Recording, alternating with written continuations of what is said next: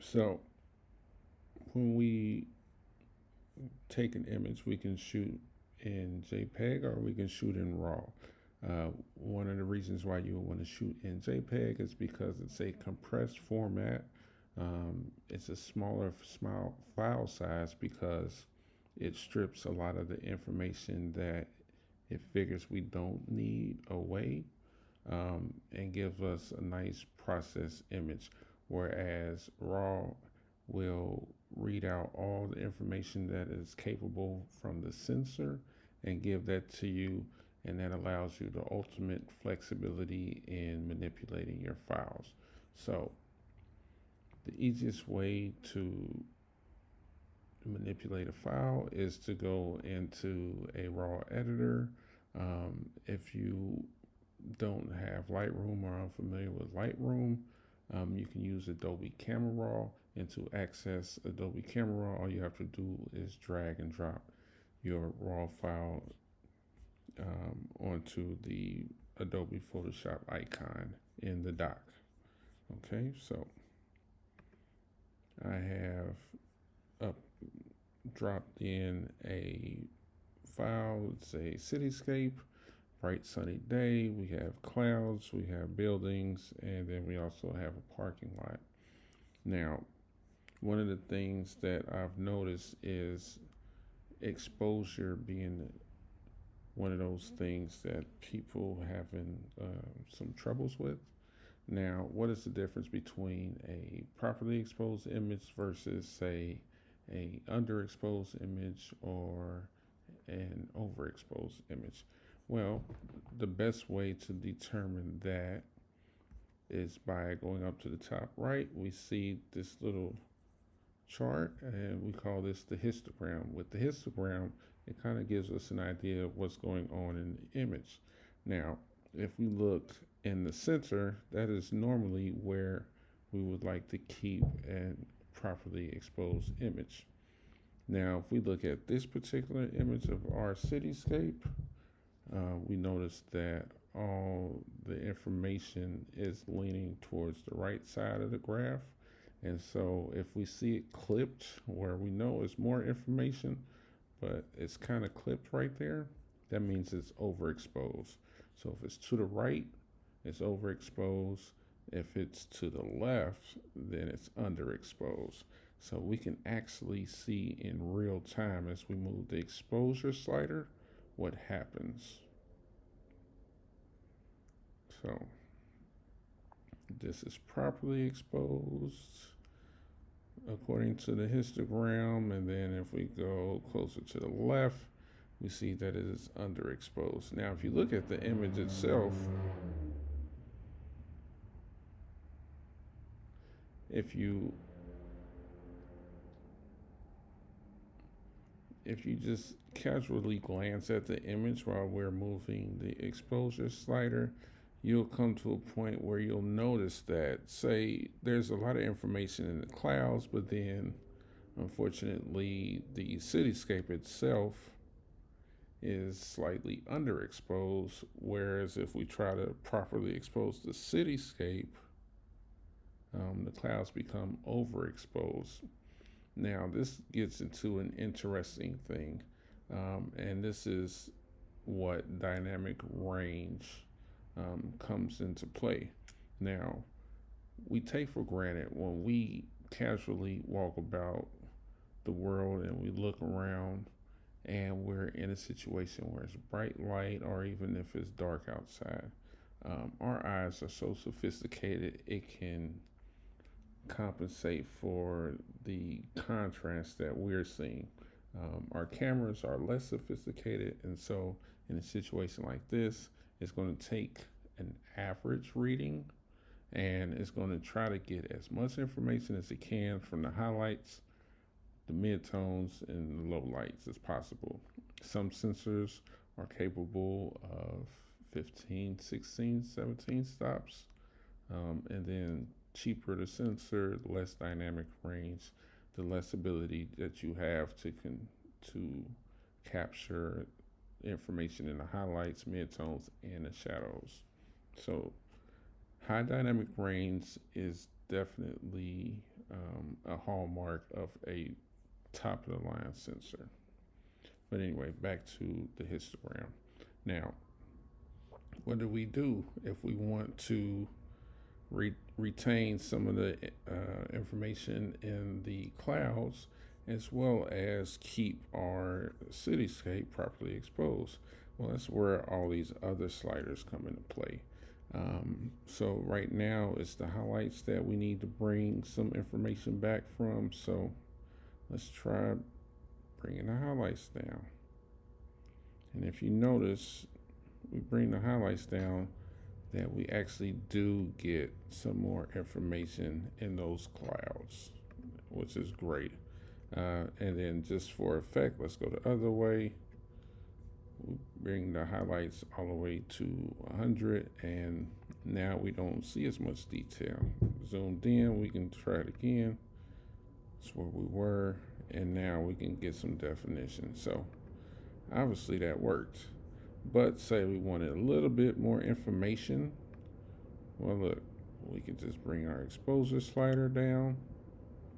And if we pay attention to the histogram up top, we notice that nothing is really clipping anymore. If we see the line going down to the bottom, that means that there's no more information that's being left out of this image. So we know that this is properly exposed.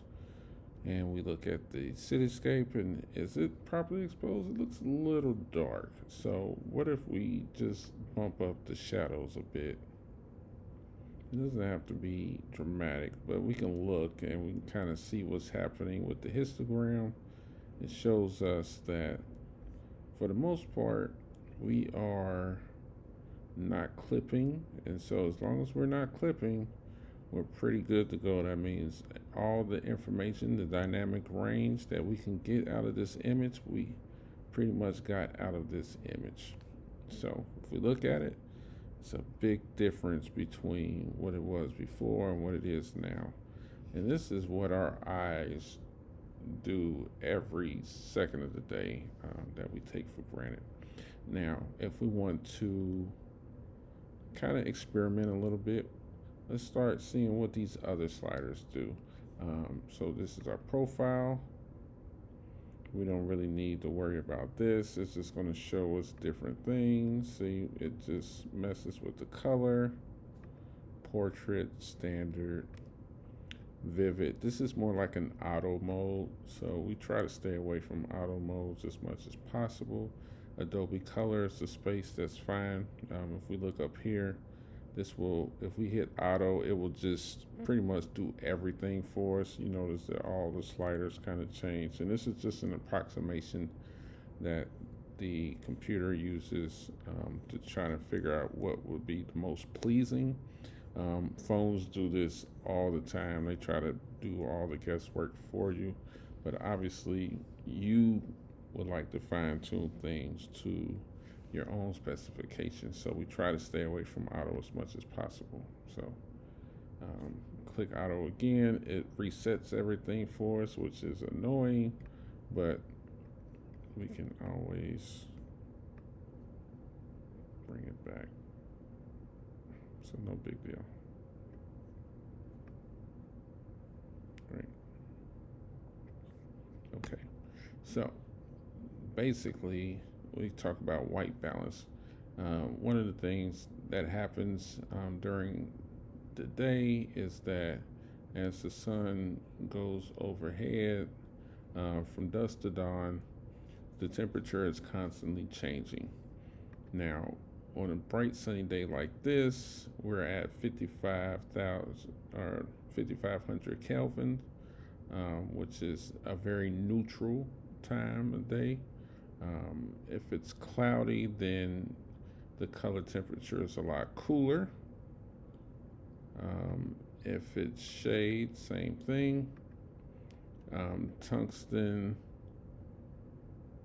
will be much warmer at 2,900 Kelvin, and all this is doing is compensating.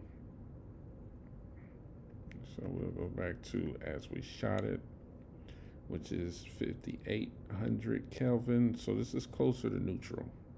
Let's see. We can warm it up. Introduces some yellow. We cool it down. Introduces blue tint. You can see the green versus the magenta. Okay, and then we'll just go back to add shot since it was pretty spot on. Whites. So these are very specific, where highlights will get just the lighter parts of the image and shadows will get the darker parts of the image. Whites will specifically focus on the brightest part of the image. So if we bring the whites down, you can see there's absolutely nothing clipping. The only problem with that is you can start to make your image very flat. So use it at your discretion. And the same thing, if you use blacks, if you notice on the histogram, you're clipping. So there's no information anymore in those shadows. And we want information. We like information. Not all the time, but for the most part, we want information. Okay.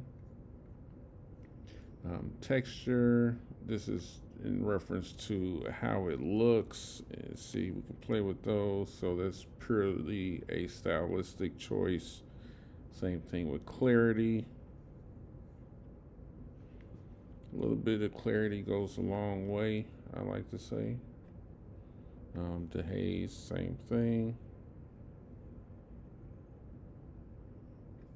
Okay, so vibrance refers to color. Same thing with saturation. They're very similar, but a little different. So you just have to play with those. And so curves. Some people like curves and some people like sliders. I'm a slider person. It's purely personal preference. So with curves, you can select a point on the graph. If you notice, as I slide down, we get the shadows, darks, lights, and highlights. Now, if we were to move the curve like this, you'll notice that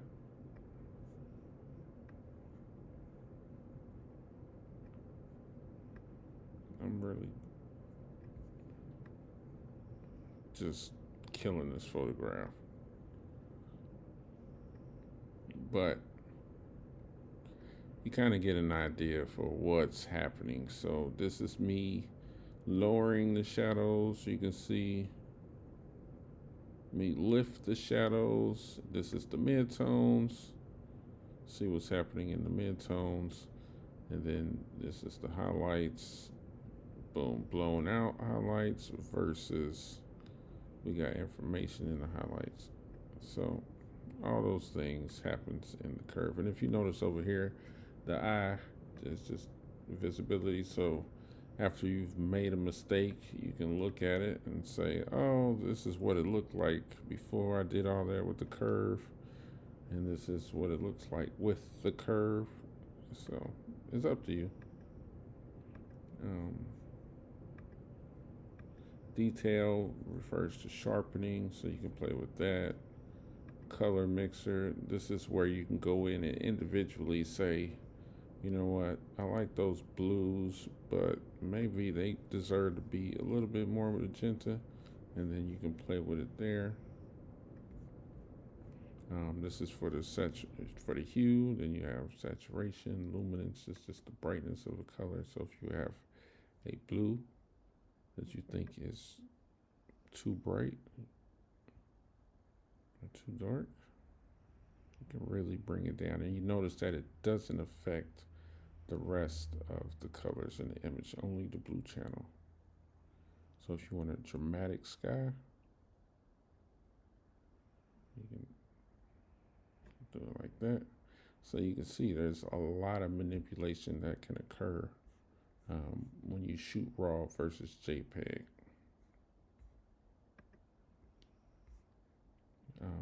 Color grading. This used to be split toning, but with the rise of video becoming a very integral part of photography, with the technological advances of cameras, hybrid cameras, we starting to use a lot of the terminology that video makers would use. So color grading comes from the video film making world. So shadows,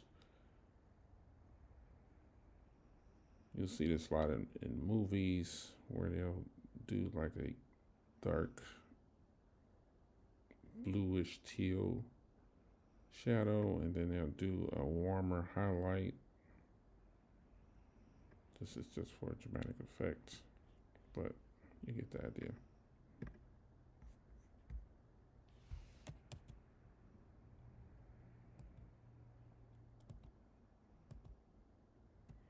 And by using Command C, I'm just going back on my history and just choosing not to include those things.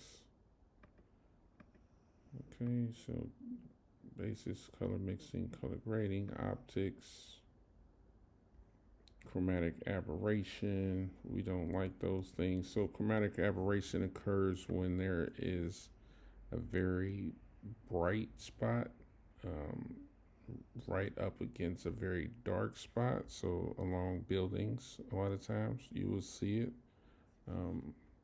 Sky just presents itself as a purplish type of color, and it's not pretty. When you see it, you can't unsee it. So we definitely want to try to remove it as much as possible. Profile corrections refers to the type of lens that you use. Everything is sophisticated these days, so there's a lot of mapping that occurs with lenses from the manufacturers when they create the lenses. So no lens is perfect.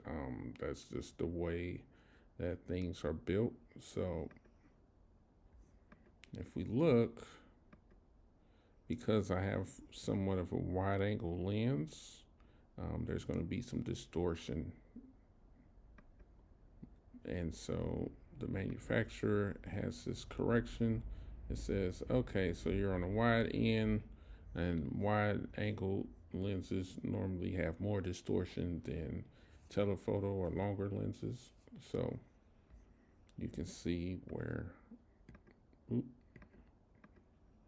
it fixes it. And so the more popular manufacturers like Canon or Sony or Sigma, like the popular lenses, will all be mapped and available to be corrected within Adobe Camera RAW or Lightroom or Capture One. So things to consider. If you use a third-party lens that's not as popular, it may not be in here, and so you have to do the guesswork yourself, which is not fun. Geometry. This is, let's see.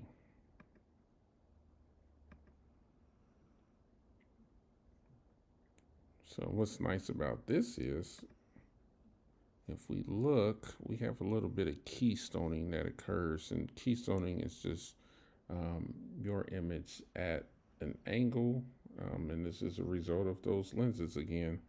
And so if we look, we have options. We got perspective corrections, we have leveling, we can do verticals only, we can do a little bit of everything, and then we have guides. So what's interesting about guides is almost like really fine tuning an image. So you just find an edge of a building,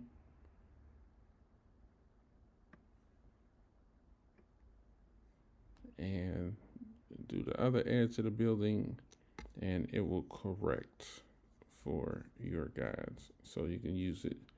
This is the manual way of doing it, and sometimes it works better that way. But if you have a generalized scene like this, we can get away with just, just leveling it.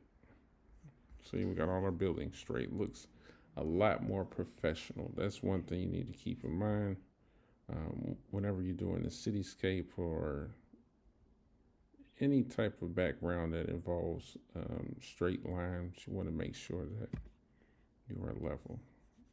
You won't notice it generally, but the more you really teach your eye how to look at images, the more you will can't unsee it.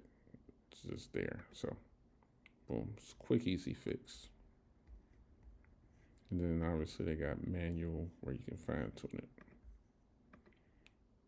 Effects is grain. You can see if we add grain, makes it very lo-fi image. And then vignette. Yeah, don't vignette anything. Some lenses will vignette, mostly wide angle lenses. So this is a useful tool to kind of combat that. So again, if you see your lens doing this, this tool will help you reduce that.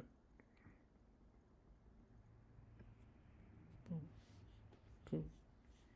All right, and there's a couple of other things. Crop is important. This is something that you will use judiciously when we get into more about composition. Healing brush, that's retouching.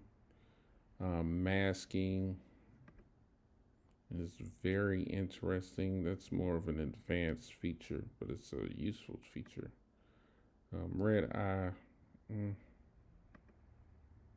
snapshots, that's just for saving different things. We've done a lot of corrections on this image. If at some point I wanted to just go ahead and take a picture and then come back to it, that's what snapshots is for. So if we work on this part of the image and then we work on this part of the image and took snapshots across the way and said, hey, we did too much, we need to go back, we can go through snapshots and find an earlier version of the image that we were working on. And these are just presets. So presets is, they just went through and did all the sliding things for you. Maybe you want bright, natural. This is until you can train your eye. This is a nice way to kind of get to a quick resolution when it comes to editing. But by no means is this necessary. But it does give you an idea. This is the movie thing I was telling you about, the turquoise and the cyan and the orange. Soft mist. So this is the dehazing that they use a lot of. Vintage. This is the color grading they did a lot of. Warm contrast is they added contrast. So you can kind of see, once you understand what's happening with some of these presets, you can kind of fine tune it yourself. So let's say we like this cool matte. We click on this preset and we say, you know what, I like it, but it's a little much. So we can go back to our sliders, go back to basics, and you can see what they did. And it's like, okay, it's too much. Look, they boosted the saturation. Let's bring the saturation back down.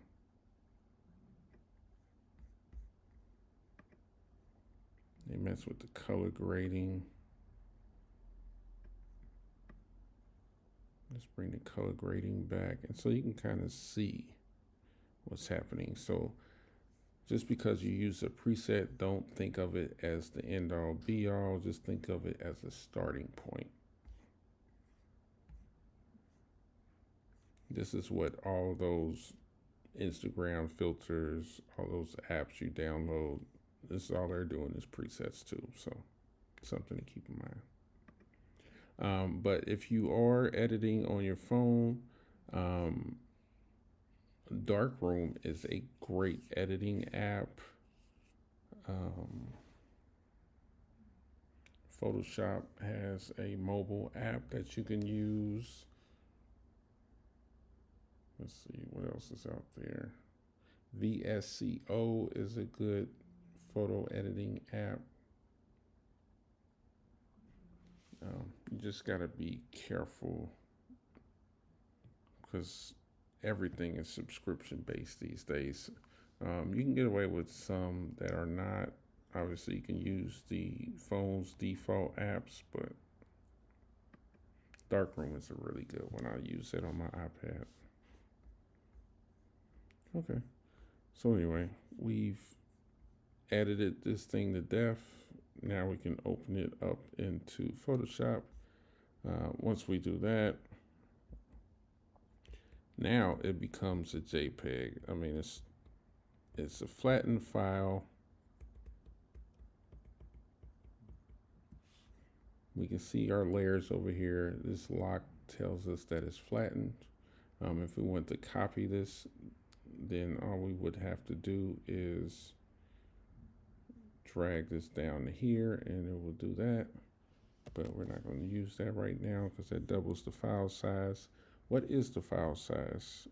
If we look over here, 5184 pixels by 3456 at 300 pixels per inch. That's roughly a 18 megapixel file. You have to do is multiply those two numbers together. And obviously the more megapixels, the more detail. So we are at 66%. So this is at 100% what a 18 megapixel camera looks like. It's pretty good detail, but if we really want to zoom in further to see what else was going on, say somebody was standing on one of these roofs, balconies, staircases, we couldn't go any further without seeing pixels. So it's very rough. And you can kind of see the noise. So there's some detail there, but it's not a lot. It's not the clarity that we saw at 100%. So that's something to keep in mind. If we had, say, a 30 megapixel camera or even a 50 megapixel camera, then we would see an awful lot of detail. We could zoom in so far and see things. So, yeah. 50%. We have rulers over here. If you've seen the Adobe tutorials, then you know what these things over here means. So, yeah. I really want to just kind of show you guys the importance of RAW, the flexibility of RAW. Now, if we were here, if we wanted to, say, raise the levels, I'll bring it back down. Because we didn't clip the file, we have so much information. But say we clipped the file and then tried to adjust the levels, then we wouldn't be able to get that information back anymore. It'll be gone. Because the JPEG is only going to give you what you originally came in with, because it's already did all the processing for you. It's determined the contrast and the color and all those things before it's gotten to your computer. So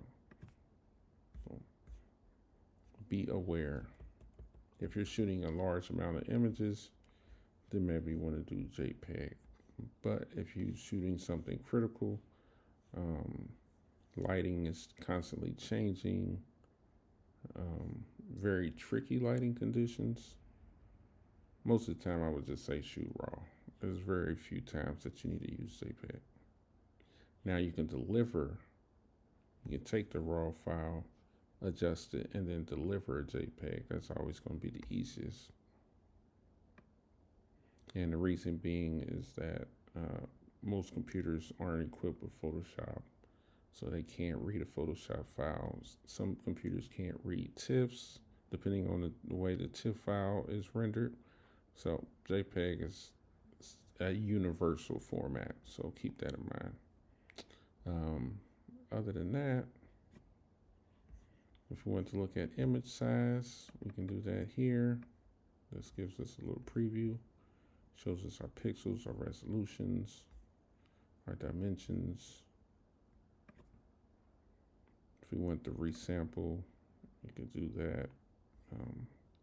And that's to let us try different file sizes. So that's very different than what is Canvas. And Canvas is essentially a cropping. So image size actually manipulates the pixels. Canvas size manipulates the actual image. So it's cropping in on the image or adding to the image. Speaking of cropping, we actually have a cropping tool here. If we go up to the top, we can see width, height, resolution. So we can dial those things in, and then it will keep that aspect ratio if we want to keep it that way. Or we can just freehand it and do it like this. So, and that's just me undoing.